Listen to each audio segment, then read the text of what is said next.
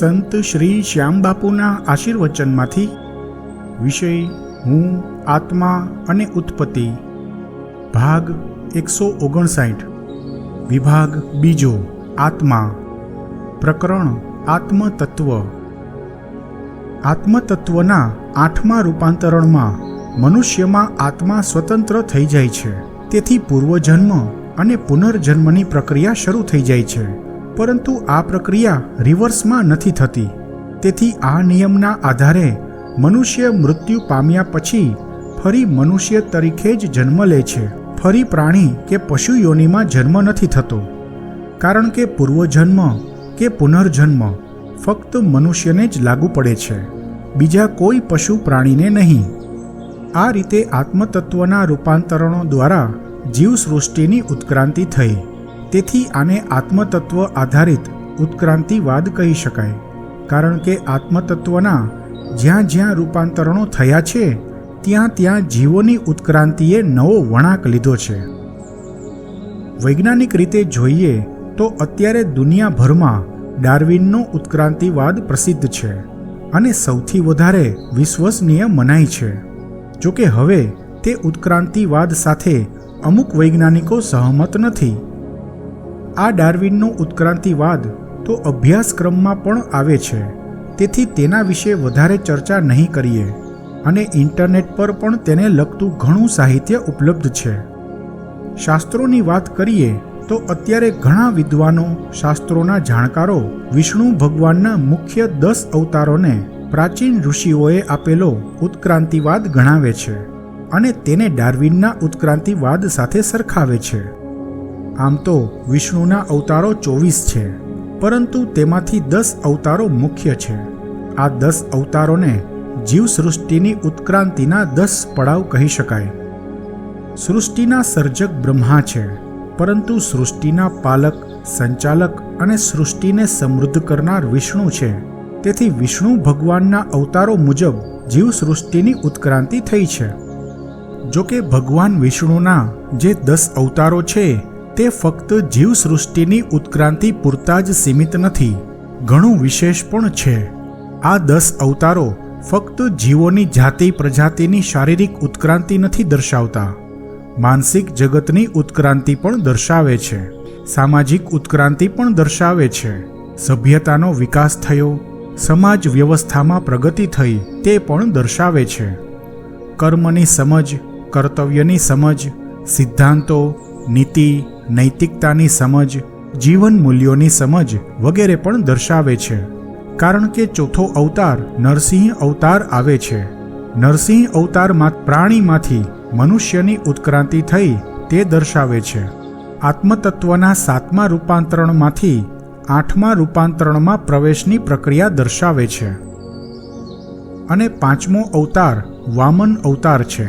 ત્યાં સુધીમાં મનુષ્ય જાતિની ઉત્પત્તિ થઈ ગઈ. અત્યારે આપણે જેને હોમોસેપિયન્સ સેપિયન તરીકે ઓળખીએ છીએ તે મનુષ્યની સંપૂર્ણ ઉત્ક્રાંતિ થઈ ગઈ તે દર્શાવે છે.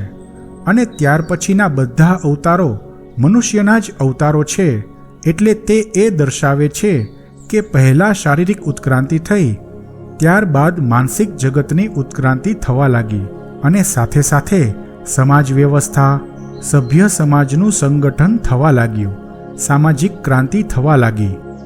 તેનો અર્થ એ કે 5 અવતારો સુધીમાં જ આત્મતત્વના 8 રૂપાંતરણો આવી જાય છે. પછીના અવતારોમાં આત્મતત્વના રૂપાંતરણો નથી થતા, પરંતુ જ્ઞાનની અવસ્થામાં પ્રગતિ થાય છે, માનસિક જગતની પ્રગતિ થાય છે. આ બધું કઈ રીતે છે તેની સરખામણી કરીને સમજીએ. વિષ્ણુ ભગવાનના આ 10 અવતારો અને ડાર્વિનનો ઉત્ક્રાંતિવાદ, આ બંને વચ્ચે જે સામ્યતા છે તે જોઈએ અને આત્મતત્વના રૂપાંતરણો આધારિત ઉત્ક્રાંતિવાદ સાથે પણ તેની સામ્યતા કઈ રીતે છે તે જોઈએ અને જે કંઈ તફાવત છે તે શા માટે છે તે પણ જોઈએ. ભગવાન વિષ્ણુના 10 અવતારો, ડાર્વિનનો ઉત્ક્રાંતિવાદ અને આત્મતત્વના રૂપાંતરણો આધારિત ઉત્ક્રાંતિવાદ, આ ત્રણેયની સરખામણી કરીએ. ભગવાન વિષ્ણુના 10 અવતારો આ મુજબ છે: મત્સ્યાવતાર, કૂર્માવતાર અથવા કચ્છપ અવતાર, વરાહ અવતાર, નરસિંહ અવતાર, વામન અવતાર, પરશુરામ અવતાર, રામાવતાર એટલે કે શ્રી રામ, કૃષ્ણાવતાર એટલે કે શ્રી કૃષ્ણ, બુદ્ધાવતાર એટલે કે ભગવાન બુદ્ધ, કલ્કી અવતાર જે ભવિષ્યના થશે. અમુક શાસ્ત્રો બુદ્ધને વિષ્ણુના અવતાર તરીકે નથી સ્વીકારતા. કૃષ્ણના મોટા ભાઈ બલરામને 9મા અવતાર તરીકે સ્વીકારે છે, પરંતુ બલરામ મોટા ભાઈ હોવાથી તે અવતાર 8મો હોવો જોઈએ અને કૃષ્ણાવતાર 9મો અવતાર થાય, પરંતુ એવું નથી. તેથી મારી દ્રષ્ટિએ બલરામ ન હોઈ શકે. શાસ્ત્રો અલગ અલગ હોય તેથી એવી અલગ અલગ માન્યતાઓ પણ હોય. હિન્દુ સનાતન ધર્મની એ જ તો વિશેષતા છે કે તેમાં વિવિધતા છે, વિવાદ નથી. દરેક પોતાનો પક્ષ રાખી શકે તેવી સ્વતંત્રતા પણ હિન્દુ સનાતન ધર્મમાં છે, બીજા કોઈ ધર્મમાં નથી. હવે ભગવાન વિષ્ણુના 10 અવતારોની સાથે આત્મતત્વના 9 રૂપાંતરણોની સરખામણી કરીએ. તે માટે આત્મતત્વના 9 રૂપાંતરણો ફરી એકવાર અહીં નીચે મુજબ લખું છું. પહેલું રૂપાંતરણ એક કોષી જીવો, જીવાણુઓ, બેક્ટેરિયા વગેરે. બીજું રૂપાંતરણ બહુકોષી જીવો, જંતુઓ, જીવાતો, જીવડા વગેરે ઈંડા મૂકતા જીવો. ત્રીજું રૂપાંતરણ માછલી સુધીના વિવિધ જળચરો વગેરે. આ પણ ઈંડા મૂકતા જળચરો છે. ચોથું રૂપાંતરણ જળચર, ઉભયચર જીવો, ઈંડા મૂકતા પ્રાણીઓ વગેરે. પાંચમું રૂપાંતરણ સરીસૃપ જીવો, નભચર જીવો, સાપ, ગરોળી, કાચબા, પક્ષીઓ વગેરે. આ પણ ઈંડા મૂકતા. છઠ્ઠું રૂપાંતરણ સ્તનધારી પશુઓ, પ્રાણીઓ, બચ્ચાને જન્મ આપતા પશુઓ, પ્રાણીઓ વગેરે. સાતમું રૂપાંતરણ પાલતુ પશુઓ, પ્રાણીઓ, ઉન્નત પ્રાણીઓ વગેરે. આઠમું રૂપાંતરણ મનુષ્ય અને ફક્ત એક મનુષ્ય.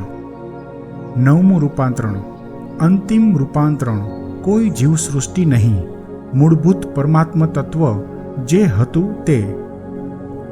આત્મા વિભાગના આવતા અંકમાં પણ આત્મતત્વ પ્રકરણ ચાલુ રહેશે.